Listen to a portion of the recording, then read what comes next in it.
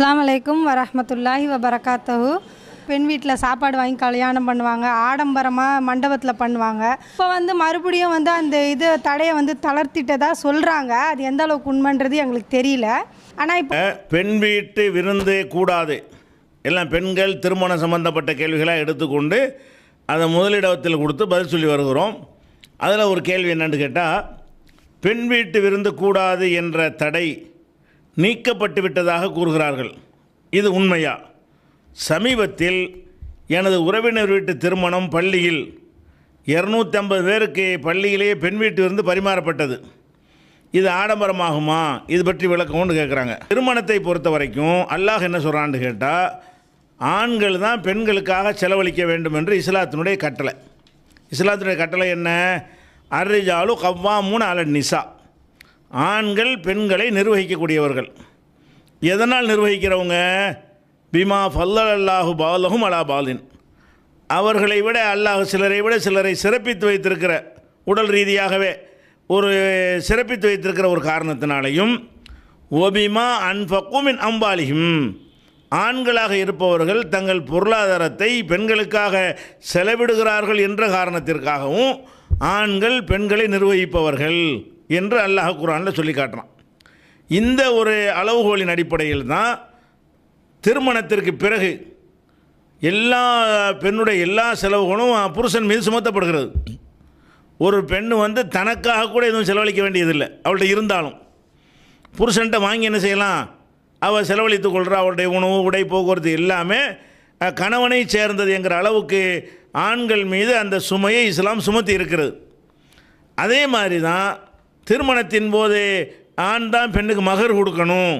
பெண்ணு நீங்கள் கொடுத்து ஆத்துன் நிசா சதுகாத்திகின நிகழா, பெண்களுக்கு அவங்களுடைய மனக்கொடையை நீங்கள் கொடுத்து விடுங்கள், அப்படியெல்லாம் மார்க்கத்தில் சட்டம் இருக்கிறது. அந்த மாதிரி தான் திருமணங்கிறதுல 2 பேருக்கும் சந்தோஷம், ஆணும் பெண்ணுக்கு சந்தோஷம் கிடைக்கிறது. 2 பேருக்கும் சந்தோஷம் கிடைத்தாலும் அந்த விருந்தை சொல்லும் பொழுது ஆண் தலையில் சுமத்துகிறது. வலிமா என்கிற பெயரில் அந்த திருமண விருந்தை யார் கொடுக்கணும்? ஆண் கொடுக்கணும்னு சொல்லப்பட்டிருக்கிறது. அப்போ இந்த இடத்துல பெண் வீட்டார் விருந்து கொடுக்கிறார்கள் என்று சொன்னால், அவங்களுக்கு அல்லாஹ் சுமத்தாத ஒரு சுமையை தங்கள் தலையில் சுமத்தி கொள்கிறார்கள். அல்லாஹ் சுமத்தாத நம்ம இதில் சுமத்தி கொள்ளலாமா? முடியாது.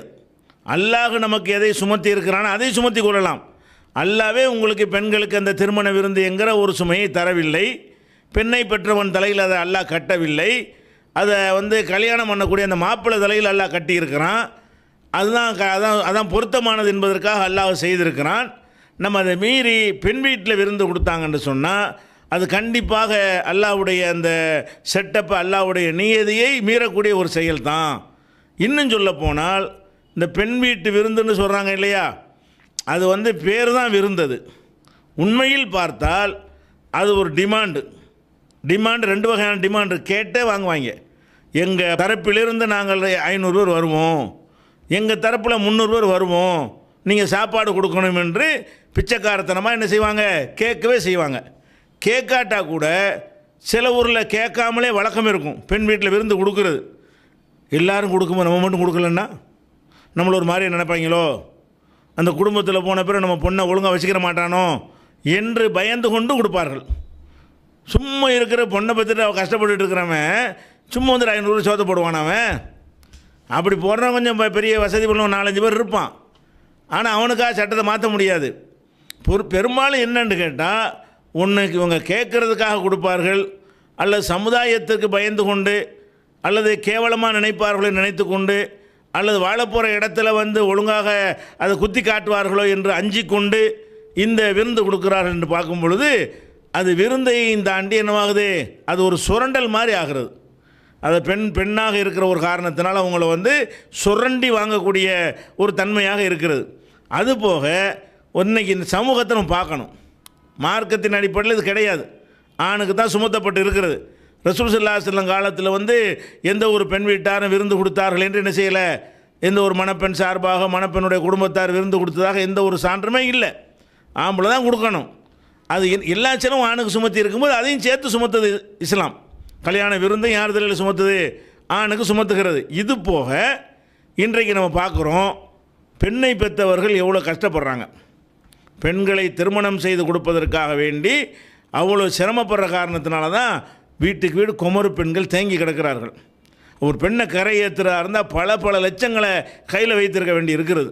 இவ்வளோ சிரமப்பட்டு கொண்டு இருக்கிறார்களுங்கும் போது இந்த விருந்துண்டு இன்னொன்று தலையில் சுமத்துவதை நம்ம அங்கீகரித்தோமையானால் ஏற்கனவே பல லட்சங்களை வைத்திருக்கிறவனுக்கு இன்னும் சில லட்சங்கள் என்ன செய்யும், அதிகமாக அவன் மீது சுமத்தப்படும். அப்போ அந்த பணம் இல்லாத காரணத்தினால பல திருமணங்கள் நின்று போய்விடும். பெண் வீட்டாற்றை எதையும் எதிர்பார்க்காத ஒரு நிலையில் நான் ஆம்பளை தான் பொம்பளை கொடுப்பேன் என்கிற நிலையில் திருமணம் நடத்துவது தான் சரியான சுன்னத்தாக இருக்கும். நம்ம அந்த திருமணத்தில் ஒரு உரை நிகழ்த்துவாங்க, அதில் ஒரு ஹதீஸை வாசிப்பாங்க.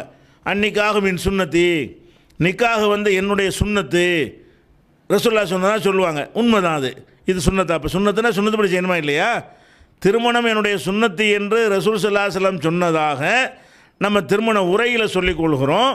திருமணம் சுன்னத்து என்று சொன்னால் அது செய்கிற முறை எல்லாம் சுன்னத்தாக இருக்கணுமா இல்லையா? அந்த சுன்னத்து என்ன?